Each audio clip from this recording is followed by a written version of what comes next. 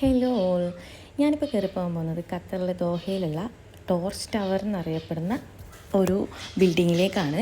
അതിന് അസ്പെര ടവർ എന്നും പറയാറുണ്ട്. അങ്ങനെ തന്നെയാണ് പ്രൊനൗൺസിങ് എന്ന് തോന്നുന്നു എനിക്ക്. ആക്ച്വലി അത് ടോർച്ച് ടവർ എന്ന് പറയുമ്പോൾ എല്ലാവർക്കും പെട്ടെന്ന് കത്താം. കാരണം അതിൻ്റെ ഷേപ്പ് എന്ന് പറഞ്ഞാൽ നമ്മളെ ഒരു ടോർച്ചിൻ്റെ ഒരു ഷേപ്പിലാണ്. അതുകൊണ്ടായിരിക്കാം അതിനങ്ങനെ വിളിക്കുന്നത്. അപ്പോൾ അതിൽ 47th ഫ്ലോറിലായിരുന്നു അവിടെയുള്ള ഒരു 5-സ്റ്റാർ ഹോട്ടൽ 360 എന്ന് പറഞ്ഞത്. അത് 360 എന്ന് പേര് വരാൻ കാരണം എന്താ വെച്ചാൽ ആ ഒരു ഹോട്ടൽ, ആ ഒരു റെസ്റ്റോറൻറ്റ് 360യിൽ കറങ്ങിക്കൊണ്ടിരിക്കുക. ആ ഒരു കാർപ്പറ്റ് ഇട്ട പോർഷൻ മുഴുവൻ അതിങ്ങനെ 360 ഡിഗ്രി റൊട്ടേറ്റ് ചെയ്തുകൊണ്ടേയിരിക്കുകയാണ്. അപ്പോൾ അവിടെ നമ്മൾ ഒരു ദിവസം വിസിറ്റ് ചെയ്തായിരുന്നു.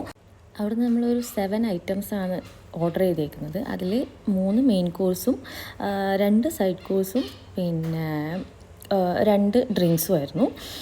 അത് മെയിൻ കോഴ്സ് എന്ന് പറയുന്നത് ഒന്ന് ടോൺറിലി എന്ന് പറഞ്ഞൊരു പാസ്തയായിരുന്നു. അത് നൂഡിൽസ് പോലെയുള്ളൊരു പാസ്ത. അതവർ പറഞ്ഞത് ഇറ്റലിയിൽ ഹോം മെയ്ഡായിട്ട് ഉണ്ടാക്കിയിട്ട് കൊണ്ടുവരുന്നതാണെന്നാണ് പറഞ്ഞത്. ഈ 360 എന്ന് പറയുന്നത് ഒരു ഇറ്റാലിയൻ റെസ്റ്റോറൻ്റ് ആയിരുന്നു.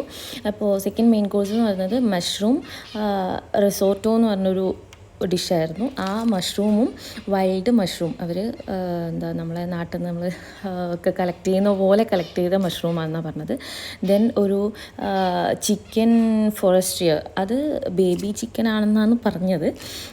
ദെൻ സൈഡ് കോഴ്സായിട്ട് സ്ട്രീറ്റ് പൊട്ടാറ്റോ, പിന്നെ ഫില്ലറ്റ് സ്റ്റിൽ, പിന്നെ എന്തായിരുന്നു, പിന്നെ ഡ്രിങ്ക്സ് ആയിരുന്നു, ബിവറേജ്. അത് ലിച്ചി ആൻഡ് ബെറി, പിന്നെ 360 ഫ്രൂട്ട് പഞ്ച്. അത് അവരെ സ്പെഷ്യലായിരുന്നു. പക്ഷേ ഇതിൽ എനിക്ക് personal favourite litchi and berry ആയിരുന്നു. അടിപൊളിയായിരുന്നു.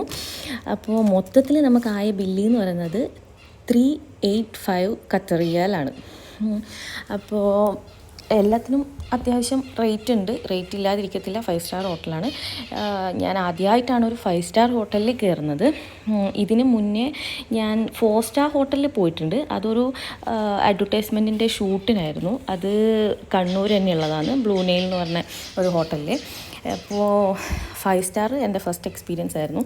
പിന്നെ 360 ഡിഗ്രി കറങ്ങുന്നതെന്ന് പറഞ്ഞുകൊണ്ട് തന്നെ എനിക്ക് തലക്കൊരു വെച്ചാൽ എനിക്ക് ഫുഡ് അങ്ങനെ ഒരുപാട് കഴിക്കാൻ പറ്റുന്നില്ല, എന്തോ ഒരു പ്രശ്നം ഉണ്ടായിരുന്നു. എന്നാലും ഞാനാണ് മാക്സിമം കഴിച്ചത്. കൂടെ വന്നായിരിക്കും ഫുഡ് ഇങ്ങനെ ബോധിച്ചില്ല. കാരണം നമ്മൾ മലയാളീസ് ഇന്ത്യക്കാരാണ്, ഇത് ഇറ്റാലിയൻ ഫുഡാണ്, അതുകൊണ്ട്.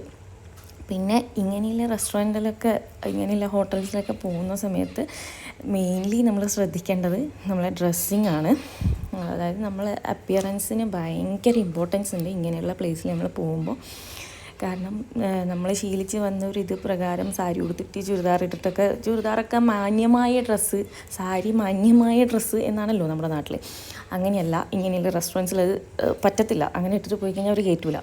കാരണം വിളിച്ച് ചോദിച്ചിട്ട് ഇതുവരെ പാൻറ്റും ടോപ്പും ഇടാത്ത എൻ്റെ അമ്മ, ഏട്ടൻ്റെ അമ്മ, അതിടേണ്ടി വന്നു അവിടെ പോകാൻ വേണ്ടിയിട്ട്. വേറെ ഓപ്ഷനില്ല. അമ്മ എന്നിട്ട് വരുന്നില്ല എന്നൊക്കെ പറഞ്ഞു. പക്ഷേ നമ്മൾ പറഞ്ഞു ഇല്ല അമ്മ വന്നേ പറ്റൂ, ലൈഫിൽ ഒരിക്കൽ ഇതൊക്കെ എക്സ്പീരിയൻസ് ചെയ്യണം എന്നിട്ട് അങ്ങനെ കൂട്ടിയിട്ട് പോവുക ഇത്. അപ്പോൾ എന്തായാലും അത് നല്ലൊരു എക്സ്പീരിയൻസ് ആയിരുന്നു. അതിൻ്റെ മുകളിൽ നോക്കി കഴിഞ്ഞാൽ അത്യാവശ്യം ഖത്തറിൻ്റെ കുറേ പോർഷൻ ഇങ്ങനെ കാണാമായിരുന്നു. അതിങ്ങനെ കറങ്ങിക്കൊണ്ടിരിക്കുന്നതുകൊണ്ട് തന്നെ നമുക്ക് എവിടത്തേക്ക് മൂവ് ചെയ്യണമെന്നില്ല, ഇരുന്നിടത്ത് തന്നെ ഇരുന്ന് ഇങ്ങനെ നോക്കിയാൽ മതി. ഇതിൻ്റെ ലാസ്റ്റ് ഞാനൊരു ക്ലിപ്പ് കൊടുക്കുന്നുണ്ട്. ഒരു 2022 എന്ന് പറഞ്ഞൊരു ബിൽഡിംഗ് ഉണ്ട് ദോഹയിൽ. അതിങ്ങനെ മൂവ് ചെയ്യുന്നത് ഇതിൻ്റെ ലാസ്റ്റ് കാണാൻ പറ്റുമല്ലായിരിക്കും.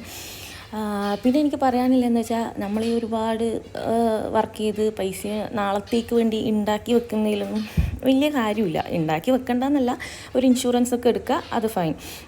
അല്ലാതെ ഇത് നാളെ ആവശ്യം വരും എന്നുള്ള രീതിക്ക് നിൽക്കരുത്. നമ്മൾ ഇന്ന്, അതായത് എൻ്റെ ഒരു പോളിസി പ്രകാരം ലിവ് ഇൻ ദ മൊമെൻ്റ് എന്നാണ് ഞാൻ വിചാരിക്കുന്നത്.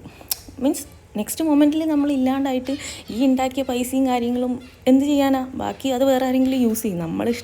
ഉണ്ടാക്കി കഷ്ടപ്പെട്ടുണ്ടാക്കിയ പൈസക്ക് നമ്മളൊന്നും ജീവിക്കാതെ അത് വേറൊരാൾ ഉപയോഗിക്കുന്നതുകൊണ്ട് അതിനൊരു അർത്ഥമില്ല. ഏതോ ഒരു ആക്ട്രസ് ഇൻ്റർവ്യൂവിൽ പറയുന്നുണ്ട്, ഞാൻ മരിക്കുമ്പോൾ എൻ്റെ ബാങ്ക് ബാലൻസ് 0 ആയിരിക്കുമെന്ന്. അത് തികച്ചും ആ ഒരാളുടെ ഒരു നല്ലൊരു തോട്ടാണ് അത്, സീരിയസ്ലി. കാരണം നമ്മളാണ് അധ്വാനിച്ചുണ്ടാക്കുന്നത്. അതുപോലെ നമ്മൾ നല്ല നല്ല ക്രോക്കറി സെറ്റും കാര്യങ്ങളൊക്കെ വാങ്ങിച്ച് വീട്ടിൽ വെക്കും, ഒന്നും യൂസ് ചെയ്യത്തില്ല, എല്ലാം വരുന്നവർക്ക്. ശരി, നമ്മളല്ലേ ഇത് യൂസ് ചെയ്യേണ്ടത്. അപ്പോൾ ലൈഫിൽ ഒരിക്കലെങ്കിലും എല്ലാവരും എല്ലാം ഒന്ന് എക്സ്പീരിയൻസ് ചെയ്യുക. അതിൽ ഞാൻ അൺവാണ്ടഡ് ആയിട്ടൊന്നും ഉദ്ദേശിച്ചില്ല, ഡ്രഗ്സും കാര്യങ്ങളും ഒന്നും അല്ല ഉദ്ദേശിച്ചത്.